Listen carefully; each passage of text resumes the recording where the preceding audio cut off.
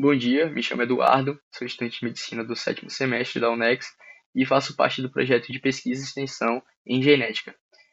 Vou apresentar um pouquinho sobre a síndrome de deleção 22q11.2, ou como é mais comumente conhecida, a síndrome de George. Ela é uma condição genética extremamente complexa por conta da sua ampla variabilidade fenotípica e que tem um diagnóstico um pouco difícil por conta disso. Vou também apresentar o quadro clínico de uma paciente que a gente tem visto em ambulatório, que é o quadro da Valentina, que tem 14 anos, e ela tem sido atendida pela gente. Agora, falando um pouquinho da causa, a síndrome é caracterizada pela perda ou deleção de um pequeno segmento do braço longo do cromossomo 22, especificamente na região Q11.2.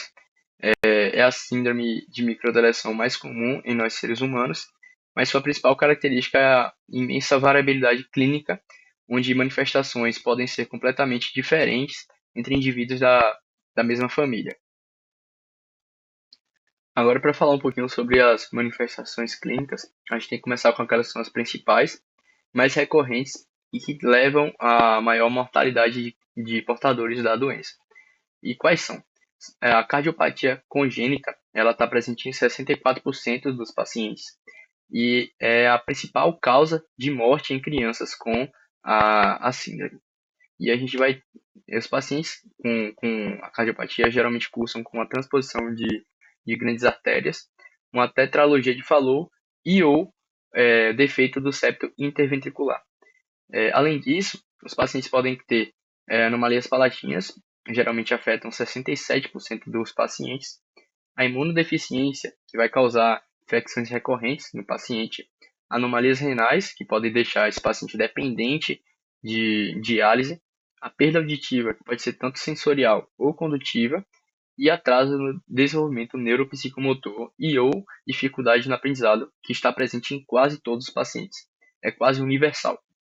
Além disso, é bom estar atento à hipercalcemia no período neonatal, né, logo após o nascimento dessa criança, e devido ao hipoparatireoidismo, ele pode cursar com convulsões logo depois do nascimento.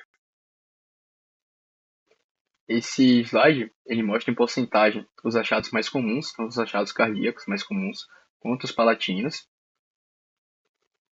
Agora eu vou apresentar um pouquinho do quadro clínico da Valentina. Vai ser uma forma um pouquinho resumida. O quadro clínico dela é extenso. O diagnóstico genético dela foi uma deleção do cromossomo 22, tanto na região Q11.21 quanto na região Q11.22.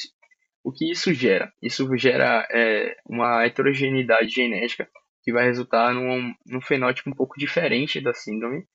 Ela tem malformações estruturais graves, como a estrofia de bexiga, ânus vestibular.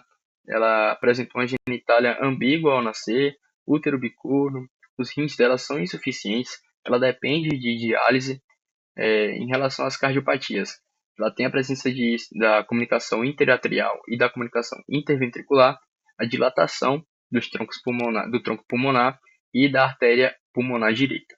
Além disso, ela tem oclusão da veia jugular, redução do calibre da veia cava, ilíaca e femorais. Ela apresentou também comorbidades sistêmicas, como a hipertensão arterial sistêmica, anemia, baixa estatura, hiperparatireoidismo e hiperfosfatemia. Além disso, ao nascer, ela apresentou também um quadro de hipocalcemia, o que gerou uma convulsão nela, né? E ela teve que ser internada por um tempo. Já nessa parte, a gente vai falar um pouquinho do tratamento, né? O tratamento de um paciente com tal síndrome ele tem que ser um tratamento multidisciplinar.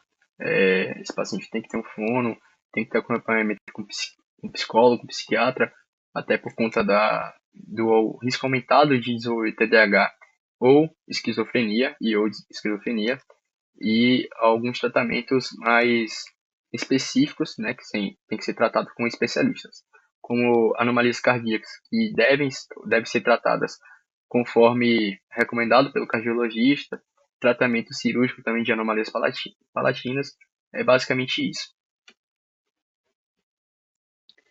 Agora eu vou falar um pouquinho sobre o manual. Esse manual foi confeccionado por nós do projeto de pesquisa e extensão. Ele tem a finalidade de ajudar o médico generalista a manejar esse paciente, a saber quais os testes genéticos são necessários para fechar o diagnóstico, qual o encaminhamento desse paciente. Além da parte do manejo e identificação da doença, o manual também apresenta os principais sinais e sintomas para que o médico possa olhar para aquele paciente e já tentar identificar uma face atípica, né? A gente colocou aqui os principais sinais e sintomas são a micrognatia, orelhas disfórmicas, nariz em bico de papagaio, baixa implantação das orelhas, uma fenda palatina, que também é mais visível, e os outros sintomas são os mais recorrentes, geralmente um motivo para aquele paciente chegar ao consultório. Aqui estão as referências. Muito obrigado e bom dia.